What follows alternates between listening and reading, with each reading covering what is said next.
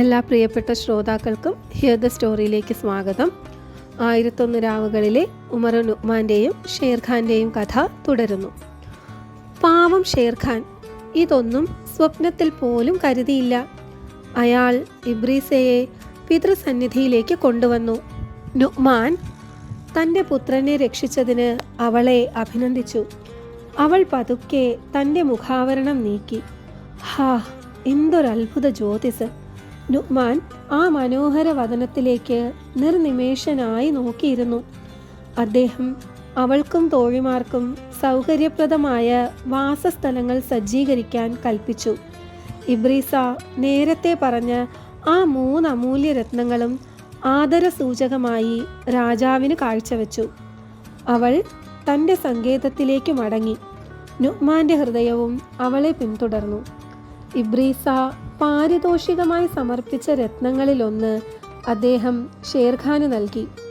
ഒരെണ്ണം നിന്റെ അനുജത്തി നുഷത്തിനും മറ്റേത് സഹോദരൻ ദുഅൽ മക്കാനും കൊടുക്കണം. തനിക്ക് അങ്ങനെയൊരു സഹോദരനുണ്ടെന്ന വിവരം ഷേർഖാൻ അറിഞ്ഞിരുന്നതേയില്ല. ഞാൻ കൂടാതെ അങ്ങയ്ക്ക് മറ്റൊരു പുത്രനോ? അറിഞ്ഞില്ലെന്നോ? അവനിപ്പോൾ 6 വയസ്സായി. നുഷത്തും അവനും ഒന്നിച്ചാണ് പിറന്നത്. സഫിയയുടെ ഇരട്ടപ്രസവം. ആ വാർത്ത ഷേർഖാന് ഒട്ടും രുചിച്ചില്ല. അയാൾ വസ്ത്രത്തിൽ നിന്നും പൊടി തട്ടിക്കളയുന്ന ഭാവത്തിൽ തല കുനിച്ചു പിടിച്ചു. നുഅ്മാന് മകൻ്റെ ഭാവമാറ്റം മനസ്സിലായി. മകനെ, നിനക്കെന്തു പറ്റി? ഈ സിംഹാസനം നിനക്കുള്ളതാണ്. ഈ രത്നങ്ങളിൽ ഏറ്റവും അമൂല്യമായത് നിനക്കല്ലേ ഞാൻ നൽകിയത്? ഷേർഖാൻ ഒന്നും മിണ്ടാതെ പിതാവിനെ വണങ്ങി പുറത്തേക്കിറങ്ങി. അയാൾ ഇബ്രീസയുടെ അരികിലേക്കാണ് ചെന്നത്. ഷേർഖാൻ്റെ മുഖം വാടിയിരിക്കുന്നത് കണ്ട് ഇബ്രീസ കാരണം ചോദിച്ചു.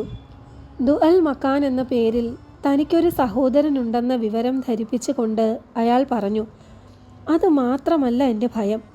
പിതാവിന് നിന്നോട് ആസക്തിയുള്ളതായി തോന്നുന്നു. എന്താണ് നിനക്ക് തോന്നുന്നത്? അതിനെക്കുറിച്ച് അങ്ങ് വ്യാകുലപ്പെടണ്ട. ഞാനൊരിക്കലും നിങ്ങളുടെ പിതാവിന് അധീനയാവില്ല. 360 വെപ്പാട്ടികളുള്ള ഒരാളെ പ്രീതിപ്പെടുത്താനുള്ളതല്ല എൻ്റെ കന്യകാത്വം. ഷേർഖാന് ആശ്വാസമായി. അവർ ഒന്നിച്ച് ഭക്ഷണം കഴിച്ചു, വീഞ്ഞു കുടിച്ചു. ഷേർഖാൻ തൻ്റെ കൊട്ടാരത്തിലേക്ക് മടങ്ങി. ഉമർ അൽ നുഅ്മാൻ 2 രത്നങ്ങളും എടുത്ത് സഫിയയുടെ മന്ദിരത്തിലേക്ക് പോയി. രത്നം നേർത്ത സ്വർണ്ണ ചങ്ങലയിൽ കോർത്ത് നുഷത്തിൻ്റെയും മക്കാൻ്റെയും കഴുത്തിൽ കെട്ടിച്ചു. രാജപുത്രിയാണെന്ന കഥ അറിയിക്കാത്തതിന് നുഅ്മാൻ സഫിയയോട് പരിഭവം പറഞ്ഞു. ഉടനെ തന്നെ സഫിയയെ അതിമനോഹരമായ ഒരു കൊട്ടാരത്തിലേക്ക് മാറ്റി താമസിപ്പിച്ചു. നുഅ്മാൻ്റെ മനസ്സിൽ അപ്പോഴും ഇബ്രീസയെക്കുറിച്ചുള്ള മോഹം ജ്വലിക്കുകയായിരുന്നു. അദ്ദേഹം തൻ്റെ അഭിലാഷം ഇബ്രീസയെ സൂത്രത്തിൽ ധരിപ്പിക്കാറുണ്ട്. തനിക്ക് പുരുഷന്മാരെ വെറുപ്പാണെന്നാണ് ഇബ്രീസ മറുപടി പറയാറുള്ളത്.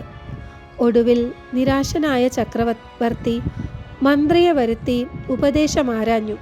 മന്ത്രി നിർദ്ദേശിച്ചത് ഇങ്ങനെയാണ്: ഇന്ന് രാത്രി അങ്ങ് ഇബ്രീസയെ സന്ദർശിക്കണം. ഒരുമിച്ചിരുന്ന് വീഞ്ഞു കുടിക്കണം. സൂത്രത്തിൽ മയക്കുമരുന്ന് നൽകണം. പിന്നെ ഇഷ്ടം പോലെ. മന്ത്രിയുടെ ഉപദേശമനുസരിച്ച് നുഅ്മാൻ ഇബ്രീസയുടെ മന്ദിരത്തിലെത്തി.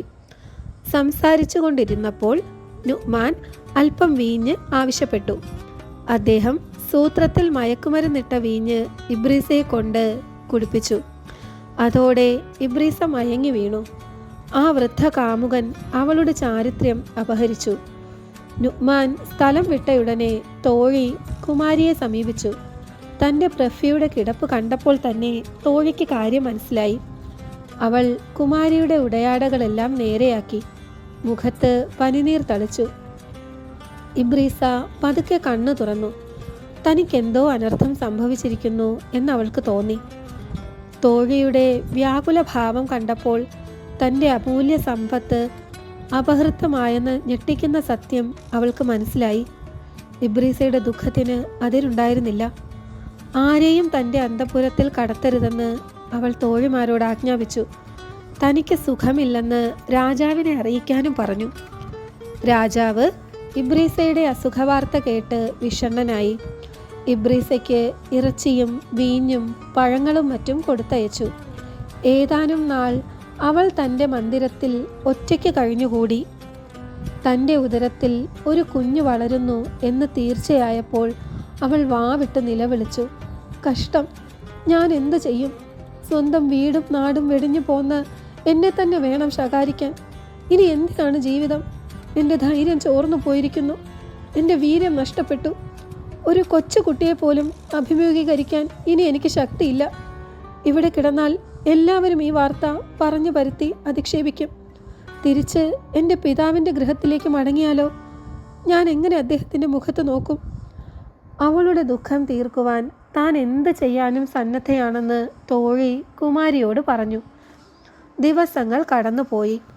ഒടുവിൽ രണ്ടുപേരും അവിടെ നിന്ന് ഒളിച്ചു പോവാൻ തന്നെ തീരുമാനിച്ചു. നുഅ്മാനും ഷേർഖാനും സ്ഥലത്തില്ലാതിരുന്ന ഒരവസരത്തിൽ 10 മാസം തികഞ്ഞ ഇബ്രീസ തോഴിയോടൊത്ത് പുറപ്പെട്ടു. സഹായത്തിനായി നുഅ്മാൻ്റെ ഒരു ഭൃത്തനെയും കൂട്ടി. സള്ളൻ എന്നു പേരായ അതികായനായ ഒരു നീഗ്രോ അടിമയായിരുന്നു തുണയ്ക്കായി കൂടെ പോയത്.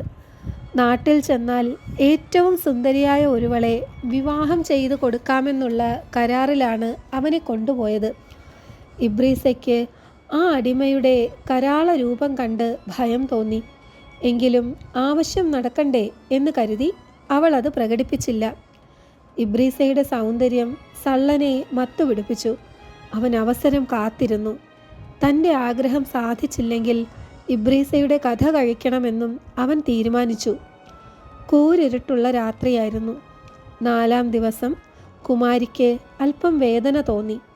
വിശ്രമിക്കാനായി ഒരിടത്ത് തങ്ങി. ആ വൃത്തികെട്ട വീഗ്രോയുടെ വികാരത്തിന് തീപിടിച്ചു. അവൾ ഭയസംഭ്രമങ്ങളോടെ കുതറിയോടി. പക്ഷേ ആ കാട്ടുപോത്ത് തൻ്റെ ആഗ്രഹം നടക്കുകയില്ലെന്നറിഞ്ഞപ്പോൾ വാളൂരി അവളുടെ നെഞ്ചിൽ കുത്തിയിറക്കി. ആ നീചസത്വം ഓടിമറഞ്ഞു. ഇബ്രീസ അന്ത്യശ്വാസം വലിക്കുന്നതിന് മുൻപ് അവളുടെ ഉദരത്തിലെ ശിശു ഭൂജാതനായി. കുഞ്ഞിനെ തോഴിയെ ഏൽപ്പിച്ച് ആ സാധ്വി ഇഹലോകം വെടിഞ്ഞു. തൻ്റെ സ്വാമിനിയുടെ ദുര്യോഗത്തിൽ ദുഃഖാർത്തയായ തോഴി എന്ത് ചെയ്യണമെന്നറിയാതെ വിതുമ്പി കരഞ്ഞുകൊണ്ടിരുന്നു. അധികം താമസിയാതെ ദൂരെ ഒരു പൊടിപടലമുയർന്നു. ആരവം കേട്ടു. ഹർദൂബ് രാജാവിൻ്റെയും പടയാളികളുടെയും വരവായിരുന്നു. ഹർദൂബ് തൻ്റെ പുത്രി അന്തർധാനം ചെയ്ത വാർത്ത അന്വേഷിച്ചറിഞ്ഞ് ഇറങ്ങിയതാണ്. മകളുടെ രക്താഭിഷിതമായ ജഡം കണ്ട് ആ പിതാവ് ദുഃഖപരവശനായി. ഇബ്രീസയുടെ തോഴി നടന്ന സംഭവങ്ങൾ ഗദ്ഗദത്തോടെ വിവരിച്ചു.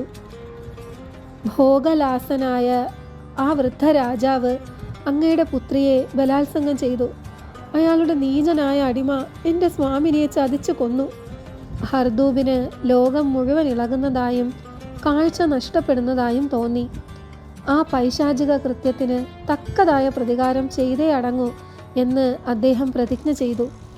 അദ്ദേഹം ഇബ്രീസയുടെ ശരീരം സംസ്കരിക്കുന്നതിനായി കണ്ണുനീരിൽ കുളിപ്പിച്ച് സെസേറിയയിലേക്ക് കൊണ്ടുപോയി. രാജധാനിയിലെത്തിയ ഹർദൂബ് വിനാശകാരിയായ വൃദ്ധനെ വിളിച്ചു പറഞ്ഞു, നോക്കൂ, ആ മുസൽമാന്മാർ ചെയ്ത പണി. നുഅ്മാൻ അവളെ ബലാത്സംഗം ചെയ്തു. അയാളുടെ അടിമ അവളെ വെട്ടിക്കൊന്നു. ഇത് അന്ത്യനിമിഷത്തിൽ അവൾക്ക് പിറന്ന കുഞ്ഞാണ്. മിശിഹായെ പിടിച്ച് ഞാൻ സത്യം ചെയ്യുന്നു, അവൾക്ക് വേണ്ടി ഞാൻ പ്രതികാരം ചെയ്യും, അല്ലെങ്കിൽ ഞാൻ ആത്മഹത്യ ചെയ്യും. രാജാവിൻ്റെ നയനങ്ങളിൽ നിന്നും അശ്രുക്കൾ അടർന്നു വീണു. വൃദ്ധ അദ്ദേഹത്തെ ആശ്വസിപ്പിച്ചു. ഞാൻ തന്നെ ഇതിന് പോംവഴി കണ്ടുപിടിക്കാം. ആ അവിശ്വാസിയെയും കുഞ്ഞുങ്ങളെയും കൊന്ന് പ്രതികാരം നിർവഹിക്കാം. അംഗസൗകുമാര്യമുള്ള 5 കന്യകകളെ തിരഞ്ഞെടുത്തു തരൂ. ഈ രാജ്യത്തെ ഏറ്റവും ബുദ്ധിമാന്മാരായ മുസ്ലിം അധ്യാപകരെയും എനിക്ക് വിട്ടുതരണം. മുസ്ലിം മതപണ്ഡിതന്മാർ ആ കന്യകമാരെ അറബികളുടെ ചരിത്രവും ആചാര സമ്പ്രദായങ്ങളും പെരുമാറ്റ രീതികളും സംഭാഷണ വിശേഷതകളും മറ്റും പഠിപ്പിക്കണം. കൂടാതെ കവിതയും സംഗീതവും എല്ലാം പഠിപ്പിക്കണം. അതിനായി എത്ര കാലവും എടുത്തുകൊള്ളട്ടെ. പ്രതികാരാഗ്നി 40 വർഷം കഴിഞ്ഞാലും കെട്ടടങ്ങില്ല എന്ന് അറബി പഴമൊഴി കേട്ടിട്ടില്ലേ? അങ്ങ് സമാധാനമായിരിക്കൂ. ആ നീച രാജാവ് സ്ത്രീ സംസർഗത്തിൽ കമ്പക്കാരനാണ്. ഇബ്രീസ ഉപേക്ഷിച്ച് പോന്ന തോഴിമാരോടും 360 വെപ്പാട്ടികളോടും കൂടാതെ മറ്റ് രാജ്യങ്ങളിൽ നിന്നും അയച്ചു കിട്ടിയ അസംഖ്യം യുവതികളോടും ചേർന്ന് കൂത്താടുകയാണ് ആ കിഴവൻ. ആ ദൗർബല്യം ഞാൻ ചൂഷണം ചെയ്യും. ഹർദൂബിന് ആശ്വാസമായി. 5 സുന്ദരികളെ തിരഞ്ഞെടുത്തു. മുസ്ലിം പണ്ഡിതന്മാർ അവരുടെ സകല കഴിവുകളും ഉപയോഗിച്ച് ആ കന്യകമാരെ അറബി സംസ്കാരത്തിൽ സമ്പന്നകളാക്കി. അടുത്ത ഭാഗം നാളെ.